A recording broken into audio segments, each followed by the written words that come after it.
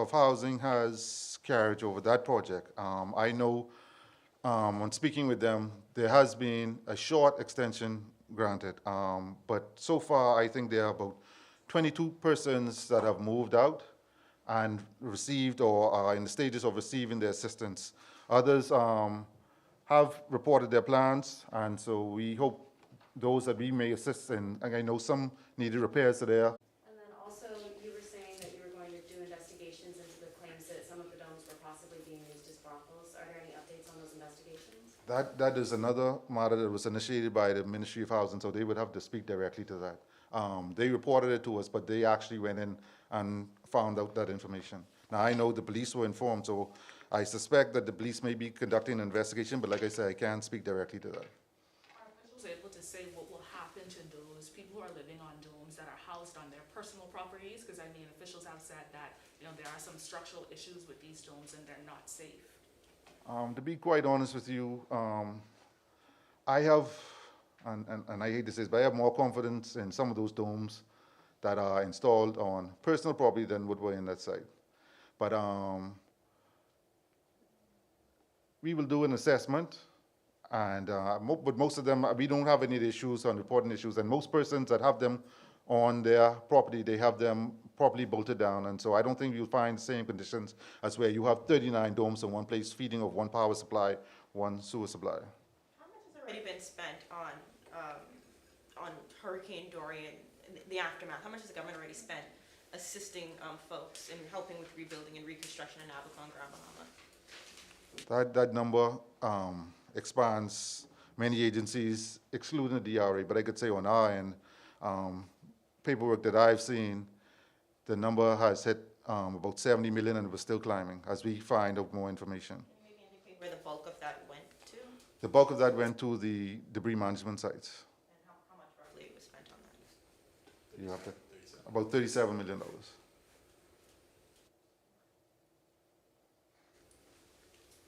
other questions? Well, if there are no more questions, thank you very much. I have two more. Thank you. Can we get an update on when that first financial audit will be completed? I know that was due many months ago. I expect to have that very shortly, and the minister should be tabling that when the House resumes. That was one, you had two? I'll get the other one afterwards. Okay, no problem, thank you. Thank you, Chairman and Managing Director, for coming and giving us those updates and announcements. If you have any further questions, you can reach out to the DRA or to your administrator's office on those islands so that you can get further clarification should you need those, and should you want to access further and additional information. By way also of announcements we want to pass on to you today regarding Dorian's memorial. Tomorrow on Memorial Day, as you know, there is a memorial service planned in Abaco for the government, and of course led by the government and the Abaco Christian Council. Following that service at 11 a.m. at a Friendship Tabernacle will be a memorial wreath-laying ceremony, which will take place at the grave site on the S.E. Boodle Highway, where a plaque will be erected in honor of those victims of Hurricane Dorian. The Royal Bahamas Police Force and Defense Force bands and Honor Guard will, of course, lead that ceremony at the memorial site.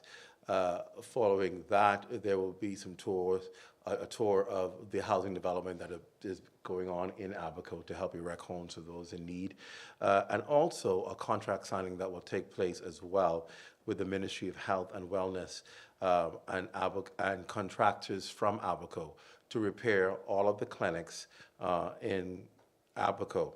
That's Marsh Harbor, Foxtown, Cooperstown, Moores Island, and Sandy Point, which are all damaged.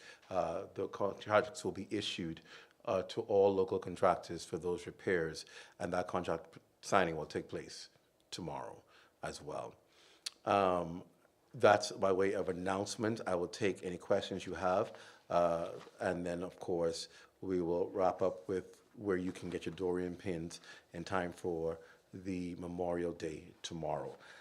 Any questions on anything that you need to ask the administration? I'll take them now. I have no list, so you get to just say who you are and what your question is. Wow, this is a good day. Okay, no other questions on any other thing. That's because you've been getting all your questions answered already.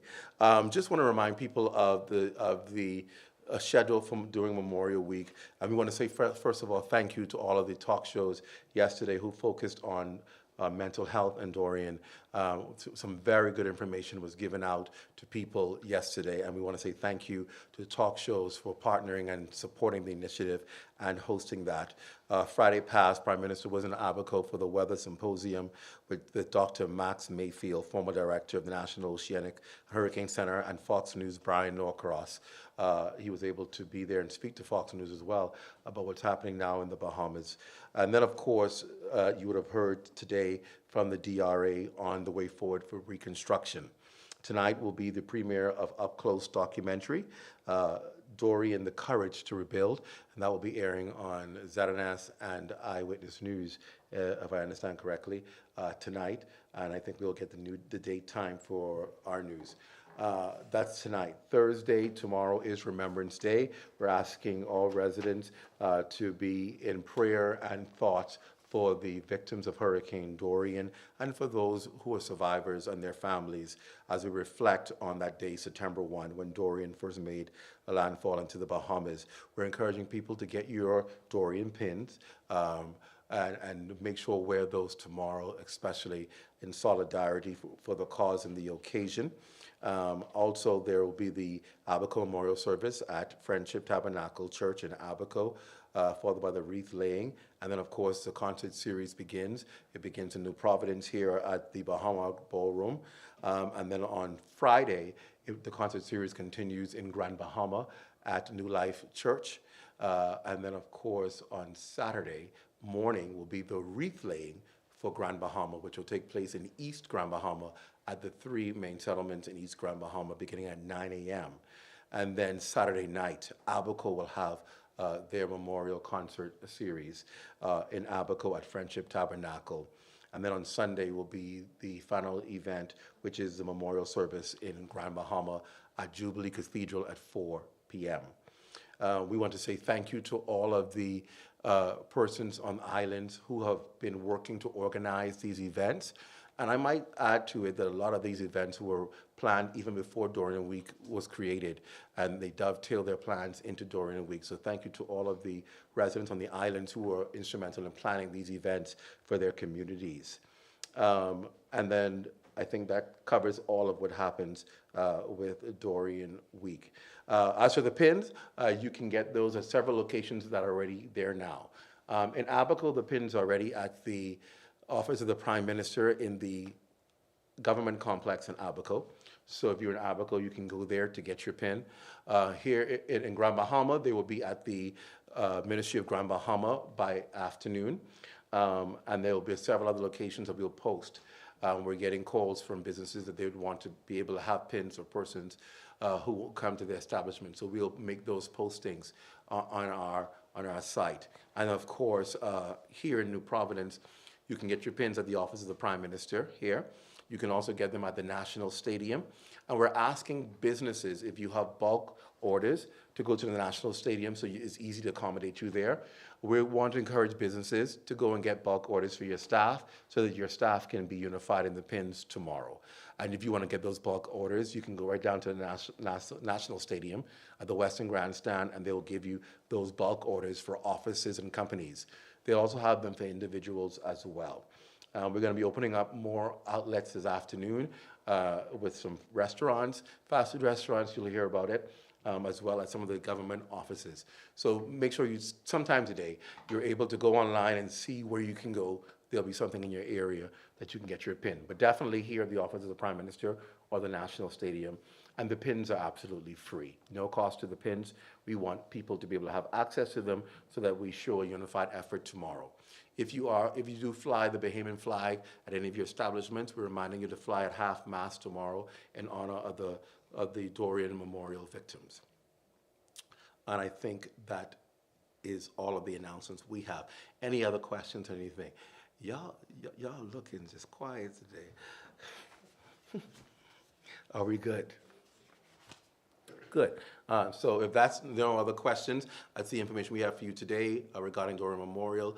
And of course, we look forward to your participation and coverage in these events as we, as a nation, come together in solidarity for something that has been so tragic to our country and people continue to live with today. We want to remind you to remain prayerful and to remain focused on those who have lost loved ones and those who are still dealing with what is no doubt a difficult time every year. When they remember this or even see weather, it's challenging. And so we encourage each other to be each other's brother's keeper for the next few days and just look out for people and let's show love and appreciation to those around us. That's our press conference for today. Thank you so much for being a part. Good morning.